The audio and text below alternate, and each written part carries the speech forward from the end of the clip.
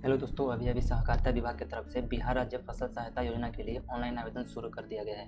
आपको बता दें, यह जो योजना है खरीफ फसल 2025 के लिए शुरू किया गया है। यहाँ पे आप सभी देख सकते हैं, पंचायत स्तरीय फसल का नाम हो गया अगानी धान, भदई मक्का। जिला स्तरीय फसल का नाम देखेंगे तो सोयाबीन, मखाना, आलू, बैगन, टमाटर, गोभी। इसका जो ऑनलाइन आवेदन है 20 अगस्त से शुरू कर दिया गया है और आवेदन की अंतिम तिथि 31 अक्टूबर 2025 तक रखी गई है। इस योजना के लाभ के बारे में बात करें तो यदि आपका फसल 20% क्षति होता है तो आपको 7500 रुपये प्रति हेक्टेयर के हिसाब से दिया जाएगा। यदि आपका फसल 20% से ज़्यादा क्षति हुआ है तो आपको 10,000 रुपये प्रति हेक्टेयर के हिसाब से दिया जाएगा। आपको बता दें कि प्रति किसान इसके लिए 2 हेक्टेयर के लिए ऑनलाइन आवेदन कर पाएंगे। और यहाँ पे आप देख पाएंगे रैयत, गैर रैयत तथा आंशिक रूप से एवं गैर रैयत श्रेणी के किसानों के लिए यह योजना है। यदि आपका खुद का खेत है या फिर आप बटैयादार के रूप में बोते हैं तो फिर भी आप इसके लिए ऑनलाइन आवेदन कर सकते हैं।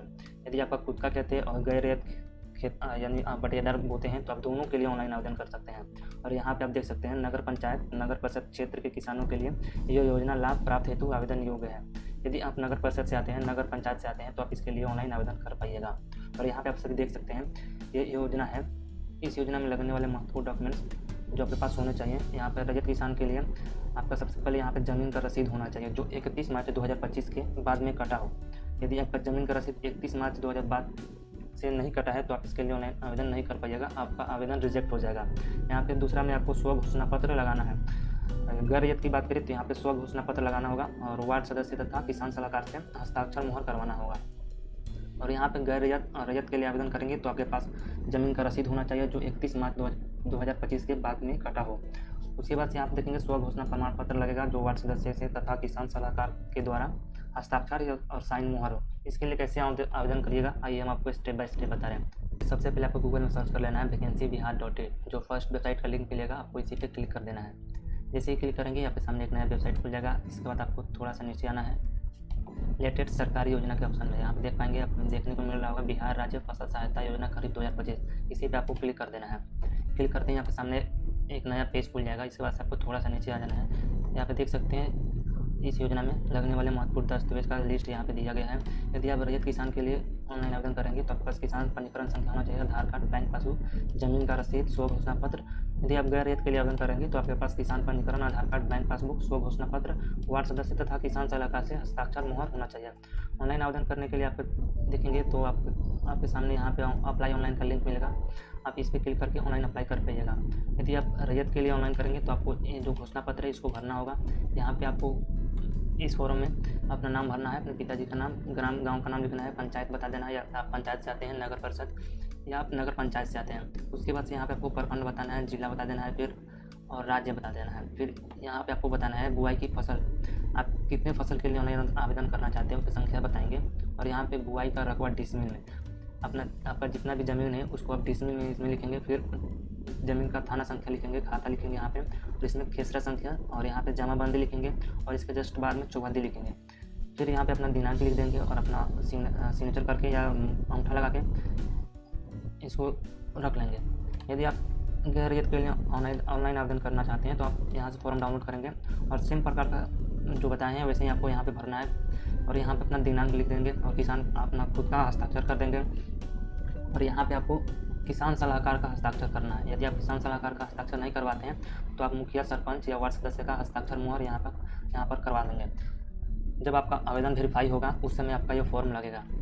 ऑनलाइन आवेदन करने के लिए सबसे पहले आपको क्या करना है, इस पर क्लिक कर देना है।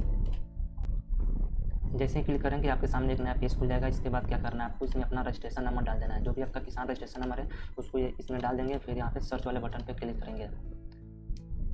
सर्च वाले बटन पे क्लिक करते ही आपके सामने आपका पूरा डिटेल्स खुल कर आ जाएगा। जो किसान पंजीकरण में दर्ज है वो पूरा डिटेल्स यहाँ पर आ जाता है। इसके बाद से क्या करना है, आपको यहाँ पर अपना वार्ड संख्या बता देना है और इसका जस्ट नीचे आ जाना है। और यहाँ पे आपको किसान का प्रकार चुनना है। आप रैयत के लिए ऑनलाइन आवेदन करना चाहते हैं या गैर रैयत के लिए, तो आप जिसके लिए भी ऑनलाइन आवेदन करना चाहते हैं उस पर आप क्लिक कर देंगे।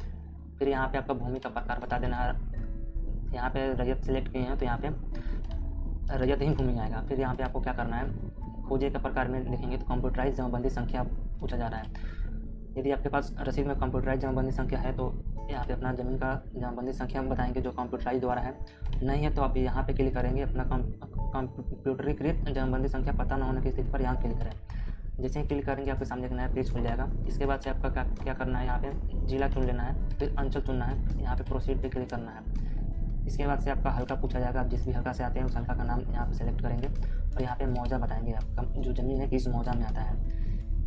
ज़मीन का विवरण खोजने के लिए आप चाहें तो यहाँ से भाग संख्या से भी खोज सकते हैं, खेसरा से भी खोज सकते हैं। यदि आपके पास जमाबंदी संख्या है तो आप जमाबंदी संख्या भी खोज सकते हैं। यदि आपके पास जमाबंदी संख्या भी नहीं है तो आप यहाँ पे समस्त पंजी के अनुसार हिसाब से खोजेंगे और पे क्लिक कर देंगे और उसके बाद से जो यहाँ पे कैप्चा कोड है इसको इसमें दर्ज करके और सर्च पे क्लिक करेंगे। इतना करते ही आपके सामने देखेंगे पूरा ज़मीन आ जाता है। आप इसी में एक एक दो करके आप अपना ज़मीन खोज लेंगे और यहाँ पे देखेंगे तो आपका कंप्यूटर कृत जमाबंदी संख्या मिल रहा होगा। सिंपली आपको क्या करना है, इसी पे क्लिक कर देना है और कॉपी कर लेना है।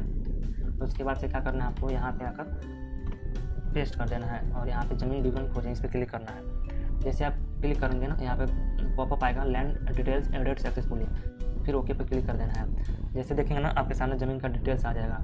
यहाँ पे जो आपका बताना है आपका खेसरा नंबर, जैसे एग्जांपल में बता रहे हैं, अपना खेसरा नंबर डाल देना है, फिर ज़मीन का थाना नंबर यहाँ पे दर्ज कर देना है। फिर आपका जो ज़मीन है कितना डिसमिल है, जैसे कि आपका ज़मीन 1 कट्ठा में है तो अपने हिसाब से डिसमिल में उसको कन्वर्ट करके यहाँ पे लिख देंगे। फिर इसके बाद से धान बो रहे हैं तो धान का जो बुआई है उसको डिसमिल में आने के लिए लिख देंगे। यदि आपके पास मक्का के लिए बोल रहे हैं तो मक्का का डिसमिल बताएंगे, बैगन के लिए बोल रहे हैं तो बैगन का डिसमिल बताएंगे और आलू के लिए कर रहे हैं तो आप आलू का डिसमिल बताएंगे। इसके बाद से इस पर टिक करेंगे और इस कैप्चा कोड को यहाँ पे भरेंगे और फिर सुरक्षित वाले बटन पे क्लिक करेंगे। क्लिक करते ही आपके मोबाइल पर OTP भेज दिया जाएगा। अब उस OTP को यहाँ पे दर्ज करके फाइनल सबमिट कर देंगे। फाइनल सबमिट करते ही आपके सामने रिसीविंग आ जाएगा, उसका प्रिंट आउट निकाल के अपने पास सुरक्षित रख लेना है। अभी जो आप इस फॉर्म को भरें इसको सुरक्षित रख लेना है और इस यहाँ पे जो निकलेगा फॉर्म रिसीविंग उसको भी रख लेना। जब भी आपका जो वेरिफिकेशन होगा उस समय आपका ये डॉक्यूमेंट्स लगेगा। तो कुछ इस प्रकार से आप बिहार राज्य फसल सहायता योजना के लिए ऑनलाइन अप्लाई कर सकते हैं। धन्यवाद।